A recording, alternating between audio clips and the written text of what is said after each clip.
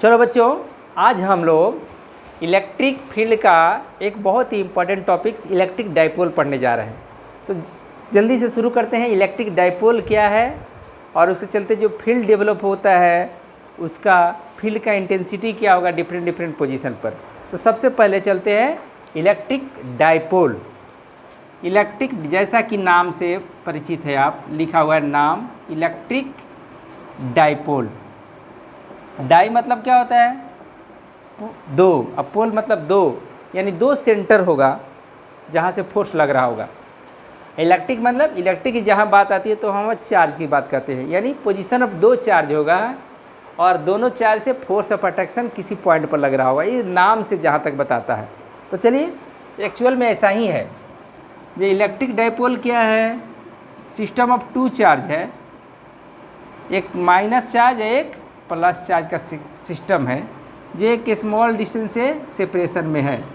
ये चार्ज है यहाँ पर माइनस है, यहाँ पर प्लस। तो ये सिस्टम ऑफ टू चार्ज जो बहुत स्मॉल डिस्टेंस से सेपरेशन पर हो, तो ये सिस्टम ऑफ टू चार्ज को क्या कहेंगे? इलेक्ट्रिक डाइपोल कहेंगे।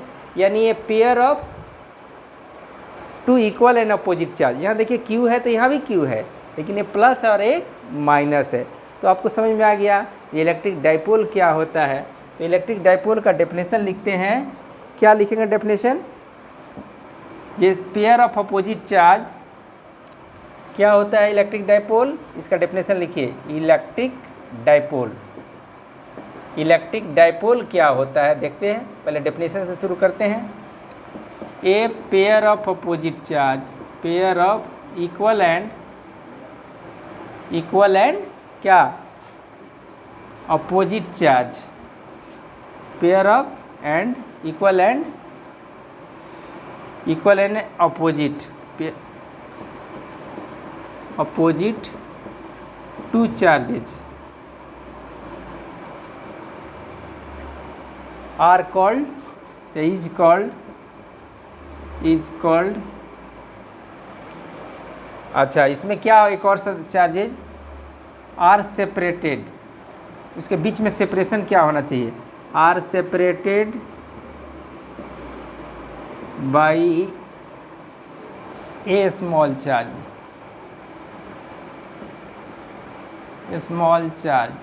इज कॉल्ड, ये डिफिनेशन हो गया इलेक्ट्रिक डाइपोल का। अब आगे बात चलते हैं।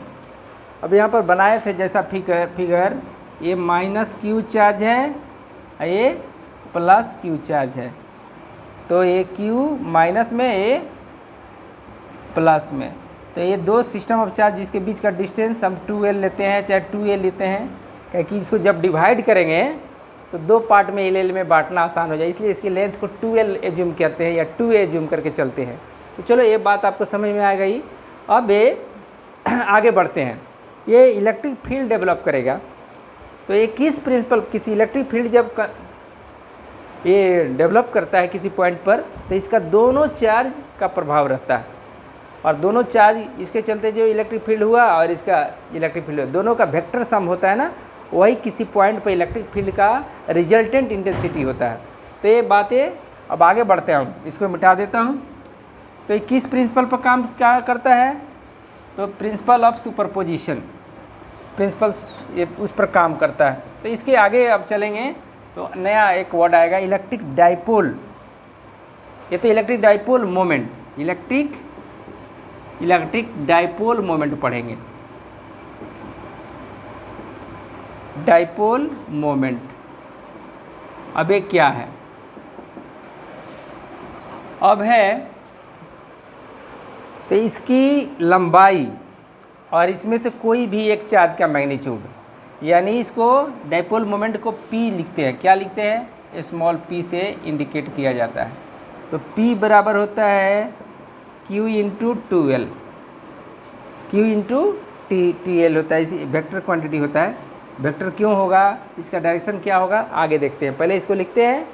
ये जो हमारा इलेक्ट्रिक डाइपोल मोमेंट होगा, दोनों में से कोई एक चार्ज का मैग्नीट्यूड और उसके लेंथ को यहाँ पर डाइपोल का लेंथ क्या हुआ 2L है, तो डाइपोल लेंथ क्या बोलेंगे, चल लेंथ ऑफ डाइपोल क्या बोलेंगे, डाइपोल लेंथ हमारा क्या है यहाँ पर फिगर में, तो 2L है।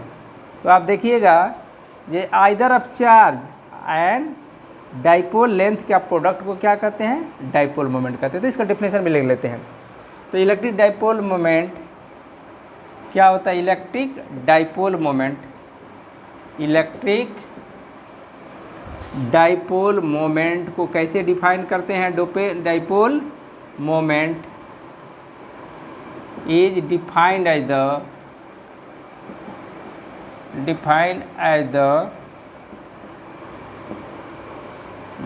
द प्रोडक्ट ऑफ किसका, magnitude of the product of magnitude of either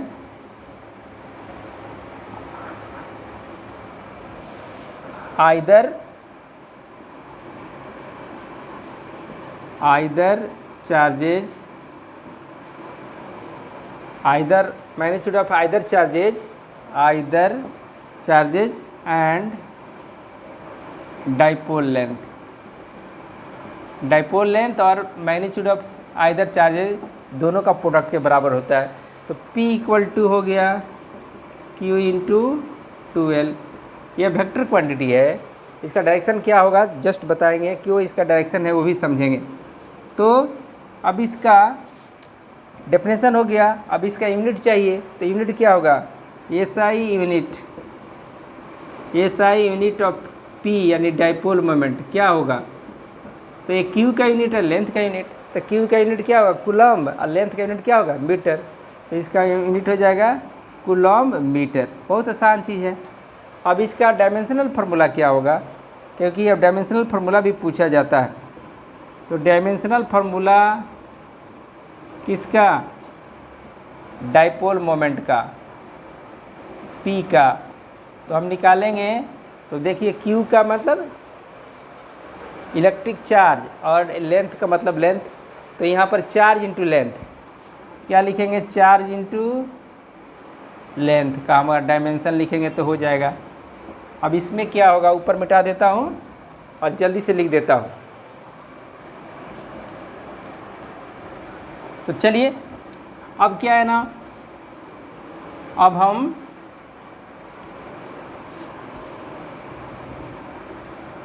हम देखते हैं इसका डायमेंशनल फार्मूला क्या है। चार्ज को क्या कहते हैं, Q बराबर आप जानते हो गए हैं, Q बराबर होता है IT electric current into time. तो Q को लिखूँगा, P का लिखूँगा, Q की इक्वल टू IT फार्मूला लिख देता हूँ पहले, और लेंथ का लिख देता हूँ लेंथ ना, ये हमारा हो गया। तो I के लिए A, टाइम के लिए T और लेंथ के लिए ये डायमेंशनल फार्मूला हो गया।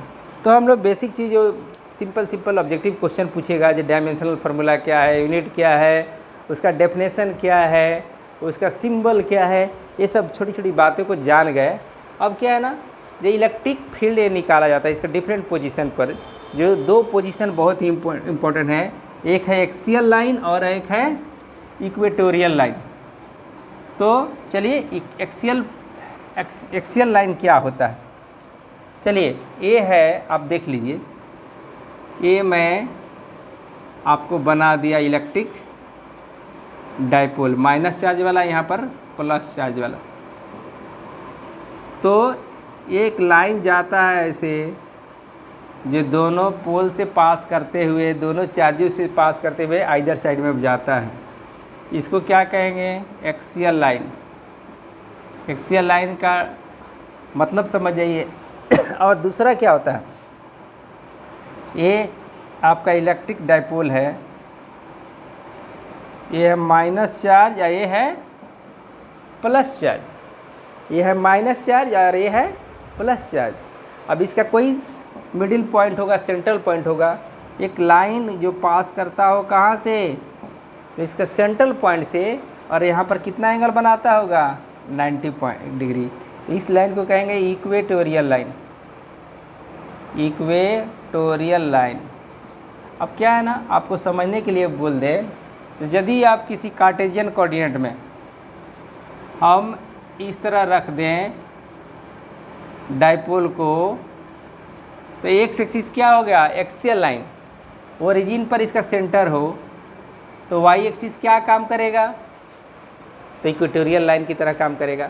हम किसी इलेक्ट्रिक डाइपोल को एक्स एक्सिस पर इस तरह रखें जो उसका सेंटर क्या हो जाए, ओरिजिन पर आ जाए, और एक्स एक्सिस की तरफ उसकी लंबाई हो जाए, तो एक्स एक्सिस क्या कहलाएगा, एक्सियल लाइन कहलाएगा। ये एक्सियल लाइन बन जाएगा और ये इक्वेटोरियल लाइन बन जाएगा, इक्वेटोरियल लाइन हो जाएगा। तो इक्वेटोरियल लाइन पर और एक्सियल लाइन पर के डिफरेंट पोजीशन पर हमारा इलेक्ट्रिक फील्ड इंटेंसिटी क्या होगा वो निकालेंगे। तो आगे चलते हैं। तो अगला क्वेश्चन टॉपिक्स आता है जो electric field intensity at a point on A axial line. तो एक्सियल लाइन की कई पोजीशन हो सकता है, इधर भी हो सकता है, इधर भी हो सकता है। तो हम किसी एक पोजीशन पर बनाते हैं। आपको इसको लिख लीजिए, एक्सियल लाइन क्या होता है। एक्सियल लाइन, बात समझ में आ गया। द लाइन, चाहे लाइन पासेज थ्रू, क्या होता है, ये लाइन पासेस थ्रू, कहाँ से पास कर रहा हो, Passage through the charges of the dipole, Passage through the charges of the dipole, दोनों चार्जेस से पास करता हो, charges of the dipole, charges मतलब क्या, दोनों, and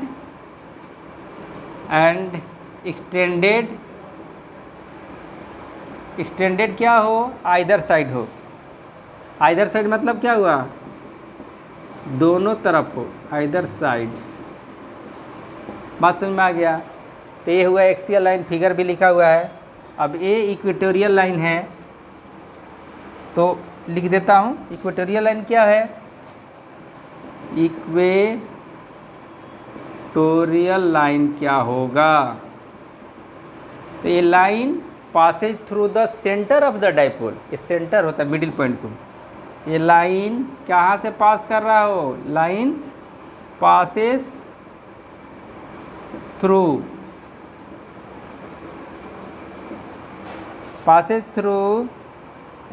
the centre of dipole, middle point को सेंटर कहते हैं, centre of the dipole, and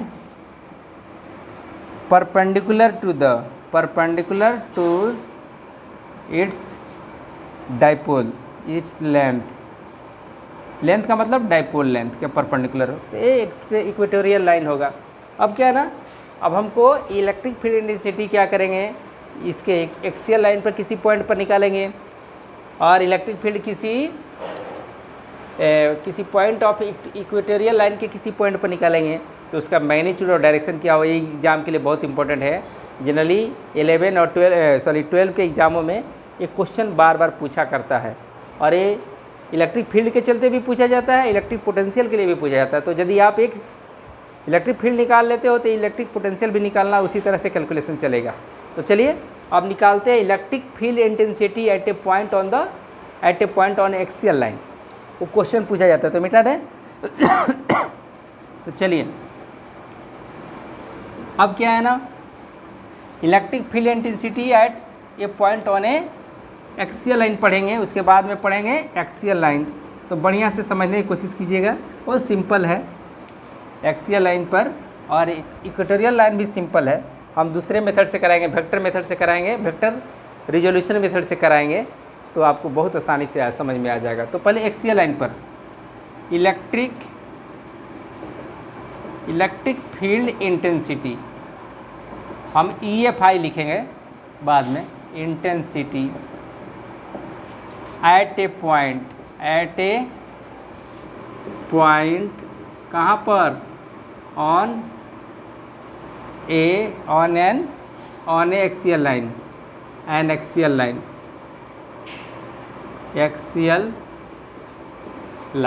line तो समझ में आ रहा है।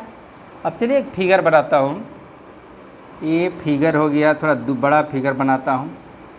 ये यहाँ पर कौन सा चार्ज है, माइनस। यहाँ पर कौन सा चार्ज है, प्लस। इसको Q माइनस कहेंगे और इसको Q प्लस कहेंगे। इसकी लेंथ को क्या मानेंगे, 2L मानेंगे। बहुत सारे किताब में 2A मानता है, वो अपने मारने के ऊपर है। अब क्या है ना, हम एक्सियल लाइन बनाते हैं, ऐसे पार करने वाला एक लाइन बनाता हूँ। वो क्या है ना, ये एक्सियल लाइन के किसी पॉइंट पर, यहाँ पॉइंट यहाँ भी हो सकता है, पॉइंट उधर भी हो सकता है। तो हम किधर भी लें पॉइंट, कोई दिक्कत नहीं है। अब यहीं ले लिया पॉइंट P। कितना दूर पर लिया, तो सेंटर से देखता हूँ। सेंटर से दूरी है R। क्या दूरी है, R। तो Q से क्या दूरी हो जाएगा, Q से दूरी हो जाएगा R माइनस L। और इस माइनस Q से कितना दूरी हो जाएगा, तो ये तो R है, इधर L जुड़ जाएगा, क्योंकि L L में बट गया ना, ये इधर L तो इधर भी L, ये दो भागों में बट गया। तो ये वाला डिस्टेंस यहाँ से R है, यहाँ से तक R है, तो सेंटर का इधर कितना है, लेंथ इसका L। तो ये वाला डिस्टेंस हो जाएगा R प्लस L। ये वाला डिस्टेंस कितना हो जाएगा, R प्लस L। इसको ध्यान में रखिएगा। तो ये सारा चीज़ हो गया। अब है कि किस प्रिंसिपल पर काम करता है, तो प्रिंसिपल ऑफ सुपरपोजिशन। माने इसके चलते इलेक्ट्रिक फील्ड इंटेंसिटी क्या होगा, वो निकाल लेंगे। ये प्लस Q के चार्ज के चलते यहाँ पर इलेक्ट्रिक फील्ड इंटेंसिटी क्या होगा, वो भी निकाल लेंगे। और दोनों इलेक्ट्रिक फील्ड इंटेंसिटी को वेक्टर सम करेंगे, तो यहाँ पर हमारा यहाँ पर रिजल्टेंट इलेक्ट्रिक फील्ड इंटेंसिटी आ जाएगा। वही काम करना है, वही कैलकुलेशन हमको करना है। तो चलिए अब मैं थोड़ा सा ऊपर का हेडिंग मिटाता हूँ और इसको लिखने की कोशिश करता हूँ। ये फिगर तो मैं ऐसे जगह पर लिख दिया हूँ जो बहुत सारा जगह ये वो टार लेता है। थोड़ा सा छोटा फिगर कर दिया यहाँ पर। अब क्या है ना, यहाँ से चलिए, अब इलेक्ट्रिक फील्ड इंटेंसिटी EFI लिख देता हूँ। EFI due to minus Q, इसको मानेंगे माइनस E, यहाँ माइनस मान लेंगे, ठीक है। इसका वैल्यू क्या होगा, इलेक्ट्रिक फील्ड इंटेंसिटी का फार्मूला होता है कि ये चार्ज लिखेंगे, ये वाला charge minus Q by R square. तो R डिस्टेंस क्या, स्क्वायर क्या है, तो ये माइनस के लिए हो जाएगा R प्लस L का स्क्वायर। यहाँ से यहाँ तक डिस्टेंस क्या है, R प्लस L। ये चार्ज क्या है, माइनस Q, तो K लिखते हैं। ये फार्मूला होता है K इंटू चार्ज और जो डिस्टेंस होता है उसका स्क्वायर। अब है EFI electric field intensity due two plus Q, इसको E प्लस मानते हैं। अब ये क्या होगा, तो K होगा, ये चार्ज होगा, और यहाँ से डिस्टेंस कितना है ये डिस्टेंस है R माइनस L। यहाँ से R है तो यहाँ से R माइनस L हो गया, R माइनस L। ये डिस्टेंस हमने यहाँ से सेंटर से लेने से हमारा कैलकुलेशन आसान हो जाएगा। चलिए इसलिए लेते हैं। अब क्या है ना, अब दोनों को हमको जोड़ना है। अब रिजल्टेंट क्या होगा, E क्या है, R। रिजल्टेंट क्या हो गया, E माइनस वाला, E माइनस ये वाला अब प्लस E प्लस वाला। वेक्टर सम करेंगे किस नियम से, किस प्रिंसिपल से, by principle of superposition, by principle of superposition. अब प्रिंसिपल ऑफ सुपरपोजिशन नहीं समझते हो तो मैं आपको फिर से समझा देता हूँ। क्या है ना, मान लीजिए कि किसी फील्ड में दो चार्ज है, यहाँ पर Q1 है, यहाँ पर Q2 है, यहाँ पर Q3 है। तो इस पर जो किसी पॉइंट पर इलेक्ट्रिक फील्ड इंटेंसिटी निकलेगा ना, तो इसके चलते भी, इसके चलते भी, इसके चलते, तीनों के चलते जो है इलेक्ट्रिक फील्ड इंटेंसिटी होगा। तो तीनों को वेक्टर सम को जोड़ेंगे ना, तो यहाँ पर रिजल्टेंट इलेक्ट्रिक फील्ड इंटेंसिटी आ जाएगा। वहाँ पर फिर से समझिए, अब किसी पॉइंट पर इलेक्ट्रिक फील्ड इंटेंसिटी निकालना है, उसके सराउंडिंग में तीन चार्ज है, तो तीनों का अपना इलेक्ट्रिक फील्ड इंटेंसिटी होगा उस पॉइंट पर, और तीनों का इलेक्ट्रिक फील्ड इंटेंसिटी को उस पॉइंट पर जो है उसका वेक्टर सम करेंगे ना, तो resultant electric field intensity at that point आप निकाल सकते हो। तो चलो, हमारा इस पॉइंट पर इसके चलते भी इलेक्ट्रिक फील्ड इंटेंसिटी हुआ, इसके चलते भी हुआ, तो दोनों का वेक्टर सम करेंगे तो इस पॉइंट का रिजल्टेंट इलेक्ट्रिक फील्ड इंटेंसिटी आ जाएगा, ये दोनों के चलते। तो चलिए हम वेक्टर सम करता हूँ और काम को आगे बढ़ाता हूँ, ठीक है। तो काम को आगे बढ़ाने के लिए क्या होगा, दोनों को आप जोड़ना पड़ेगा। दोनों का डायरेक्शन क्या है ये दोनों हमारा एक्स एक्सिस के अलॉन्ग भी है, आई भी लगा सकते हो। ये इधर ले जा रहा है, आप माइनस लगा हुआ तो इसका मतलब है हुआ जो इधर खींच रहा है, यहाँ पर माइनस है ना, तो ये समझ रहा है जे एक्स एक्सिस के इधर से खींच रहा है लेफ़्ट साइड, और आई पॉजिटिव राइट साइड में खींच रहा है। तो चलिए अब दोनों का वेक्टर सम करता हूँ तो क्या आता है।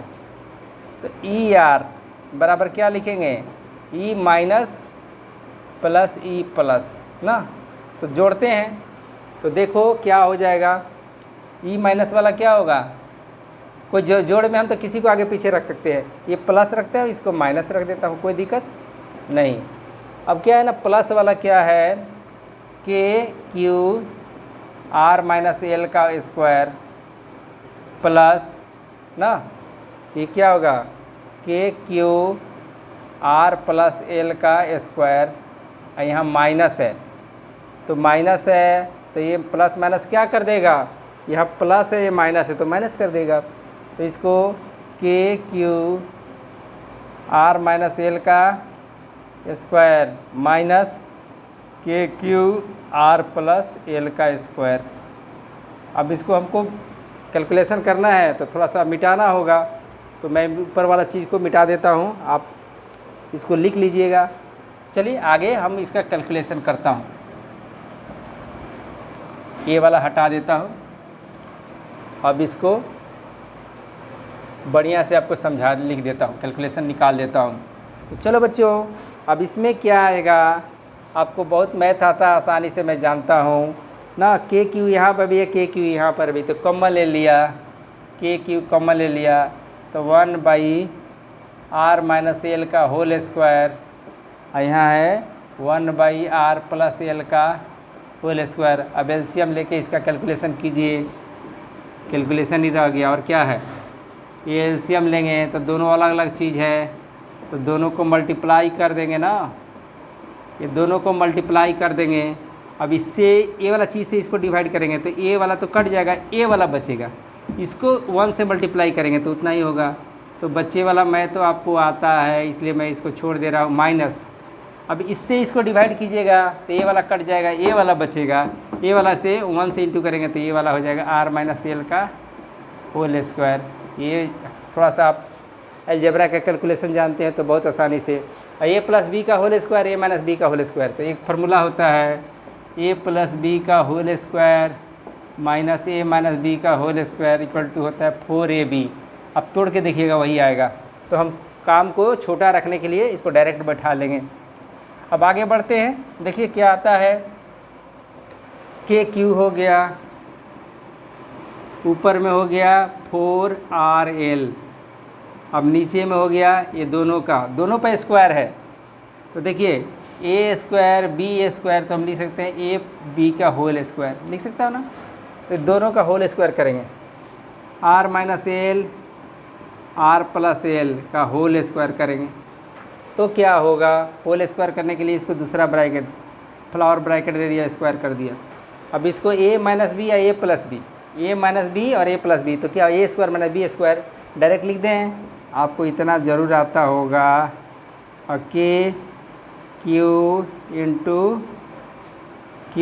2l लिख देता हूँ, 4 है तो यहाँ 2r लिख देता हूँ, 2 लगा दिया, यहाँ r लिख दिया, ऐसे लिख दिया, क्योंकि k इंटू 2l क्या होता है, p होता है, हमको p में जाना है, p बनाने में आसान होगा।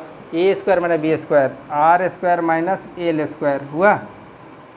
अब इसका होल स्क्वायर भी है, तो हम इसको क्या लिखेंगे, p लिख सकते हैं, 2kp r, यहाँ क्या होगा, ये रहने देता हूँ R square minus L square का होल स्क्वायर। अब थोड़ा सा काम को आगे बढ़ाता हूँ और हमारा काम कंप्लीट होने वाला ही है, तो इसलिए बहुत आसानी से अब इसका एक्सप्रेशन यदि एग्जाम में पूछता है तो आप भी निकाल कर एग्ज़ाम में लिख कर नंबर ला सकते हो। अब क्या है ना, केस लगता है, कंडीशंस लगता है, केस नहीं है, ये नियम ही है। ये डाइपोल जो मोमेंट में, जो इलेक्ट्रिक डाइपोल में जो चार्ज होता है पॉइंट चार्ज होता है, उसका साइज़ बहुत छोटा होता है और उसका जो सिस्टम है ना वो लेंथ को छोटा लगते हैं। केस एल क्या है, बहुत छोटा है आर से, तो हम एल को क्या करेंगे, निगलेक्ट कर देंगे। तो एल हेयर, इसलिए एल क्या है, निग्लिजिबल है यहाँ पर, तो छोड़ दिया तो क्या हो गया, 2k के जगह पर मैं क्या लिखूँगा, यहाँ पर k का वैल्यू देखो फ्री स्पेस के लिए क्या होता है, 1/4 पाई एप्सिलॉन नॉट, डायरेक्ट लिख दिया यहाँ पर, तो हो जाएगा 1/4 पाई एप्सिलॉन नॉट। k का वैल्यू लिख दिया, p का वैल्यू लिख देता हूँ, ये 2 को यहाँ लिख देता हूँ, r को लिख देता हूँ, और यहाँ पर क्या है, l को छोड़ दूँगा तो r का पावर कितना हो जाएगा, 4 हो जाएगा, तो एक कट जाएगा, तो 1/4 पाई एप्सिलॉन नॉट, r का पावर कट गया तो r का पावर क्या होगा, 3, तो 2p/r³ हो गया। तो हमारा कंक्लूजन क्या आया, ये electric field due two point charge क्या होता है, r² 1/r² होता था। कोई पॉइंट चार्ज है यहाँ पर, इलेक्ट्रिक फील्ड यहाँ पर निकालते थे तो क्या होता था, आपको E बराबर होता था 1/4 पाई एप्सिलॉन 0 q/r²। लेकिन यहाँ पर क्या होता है, 1/r³ होता है। तो ये अंतर है, electric field due to a point charge, single point charge, electric field due to a dipole, तो ये r³ होता है। तो हमारा इलेक्ट्रिक फील्ड किसके प्रोपोर्शनल हो गया, क्या कंक्लूजन निकला, जे E equal to directly proportional to 1/r³। अब क्या है ना, अब देखते हैं ये डायरेक्शन क्या होगा और डायरेक्शन ऑफ इलेक्ट्रिक फील्ड और डायरेक्शन ऑफ डाइपोल मोमेंट क्या होता है, दोनों में क्या रिलेशन है। अब चलिए यहाँ पर मिटाता हूँ, अब डायरेक्शन चेक करने के चाहता हूँ, जो इलेक्ट्रिक डाइपोल मोमेंट का डायरेक्शन क्या होता है उसको देखिए और दोनों में क्या रिलेशन होता है वो देखिए। तो electric field intensity due to dipole, electric dipole moment के डायरेक्शन में क्या रिलेशन है वो देखिए। अब क्या है ना, ये इलेक्ट्रिक डाइपोल है, थोड़ा फिगर थोड़ा सुंदर से बना दिया, ये है माइनस है, ये है प्लस, ये एक्सियल लाइन है। अब चलिए कोई +1 चार्ज रखेंगे तो ये इसको खींचेगा, तो इसका डायरेक्शन इधर की तरफ होगा। इसका प्रभाव को छोड़ो, दूर वाला का अपना प्रभाव नहीं दिखा पाता, नज़दीक वाला अपना प्रभाव दिखाता है, तो ये वाला इधर खींचेगा।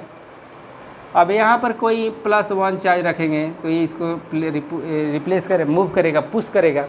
तो देखिए कोई भी यूनिट चार्ज रखते हैं तो ये हमारा निगेटिव चार्ज से पॉजिटिव चार्ज की तरफ डायरेक्शन है, ऐसे है। और इलेक्ट्रिक डाइपोल मोमेंट का डायरेक्शन भी है, इलेक्ट्रिक डाइपोल मोमेंट का डायरेक्शन भी यही होता है, यही होता है, ये इलेक्ट्रिक डाइपोल मोमेंट का डायरेक्शन है। यहाँ पर +1 चार्ज रखो तो ये खींचेगा, यहाँ पर +1 चार्ज रखो तो ये रिपेल करेगा, क्योंकि पॉजिटिव वाला का प्रभाव ये डोमिनेट करेगा, क्योंकि इसका प्रभाव नज़दीक होने के चलते ज़्यादा होगा, इसका प्रभाव यहाँ पर नहीं दिखा पाएगा। यहाँ रखो तो इसका प्रभाव दिखेगा, अट्रैक्ट करेगा। तो इलेक्ट्रिक डाइपोल मोमेंट का डायरेक्शन क्या होता है, नेगेटिव टू पॉजिटिव। तो P का डायरेक्शन क्या होता है, direction of dipole moment, negative charge to positive charge, ये होता है। अब हम देख रहे हैं जो हमारा एक्सप्रेशन आया था वो इलेक्ट्रिक फील्ड इंटेंसिटी किधर आया था, इधर पॉजिटिव में आया था। तो इलेक्ट्रिक फील्ड इंटेंसिटी आया था 1/4 पाई एप्सिलॉन नॉट 2p/r³, ये आई की तरफ आया था। तो ये भी हमारा E का डायरेक्शन भी इधर है, ER का, P का भी डायरेक्शन हमारा इधर है। तो दोनों के बीच में एंगल कितना बनेगा, थीटा। तो एंगल बिटवीन P मैंने electric dipole moment and electric field intensity on axial line ER क्या यहाँ, यानी थीटा क्या हो गया, 0 डिग्री हो गया। और यदि इलेक्ट्रिक फील्ड इंटेंसिटी हम यदि कोई पॉइंट इधर लेते तो इलेक्ट्रिक फील्ड इंटेंसिटी क्या होता, वो भी देख लीजिए। यदि मैं ए वाला पॉइंट पर कोई पॉइंट पी रखता, इलेक्ट्रिक फील्ड इंटेंसिटी का डायरेक्शन ए होता, लेकिन डाइपोल मोमेंट का डायरेक्शन हमेशा क्या होगा, इधर ही होगा, पी का डायरेक्शन। तब थीटा क्या हो जाता, तो हमारा यहाँ पर थीटा हो जाता। थीटा मतलब क्या हुआ, angle between E electric field intensity on the axial point and dipole moment क्या हो जाता, थीटा हो जाता है 180 डिग्री। तो एक क्वेश्चन पूछता है, ये एक्सियल पॉइंट के किसी पॉइंट पर इलेक्ट्रिक फील्ड हम जब निकालते हैं तो डाइपोल मोमेंट और रिजल्टेंट इलेक्ट्रिक फील्ड इंटेंसिटी के बीच में कितना एंगल बनता है। तो यदि हम पॉजिटिव साइड में कोई पॉइंट लेके वहाँ पर इलेक्ट्रिक फील्ड इंटेंसिटी निकालते हैं तो उस हालत में हमारा डाइपोल मोमेंट का और इलेक्ट्रिक फील्ड इंटेंसिटी रिजल्टेंट का दोनों का बीच में एंगल 0 होगा। यदि मैं पॉइंट इधर लेता हूँ, निगेटिव चार्ज की तरफ कोई पॉइंट लिया एक्सियल लाइन पर, तो वो एक्सियल इलेक्ट्रिक फील्ड इंटेंसिटी का डायरेक्शन क्या होगा, इधर पॉजिटिव टू निगेटिव इधर की तरफ होगा। लेकिन डाइपोल मोमेंट हमेशा हमारा निगेटिव टू पॉजिटिव होता है। तो इस हालत में थीटा का वैल्यू कितना होता, 180 डिग्री होगा। तो ये हमारा electric dipole resultant electric field intensity at a point due to electric dipole on axial line का एक्सप्रेशन हो गया। अब चलिए दूसरा वीडियो हम बनाते हैं। तो चलो हमारे अब जस्ट अगला वीडियो में हम electric field intensity at a point on A equatorial point करेंगे। तो जब तक ये हमारे वीडियो को लाइक कीजिए, सब्सक्राइब कीजिए और इसे लाभ उठाइए।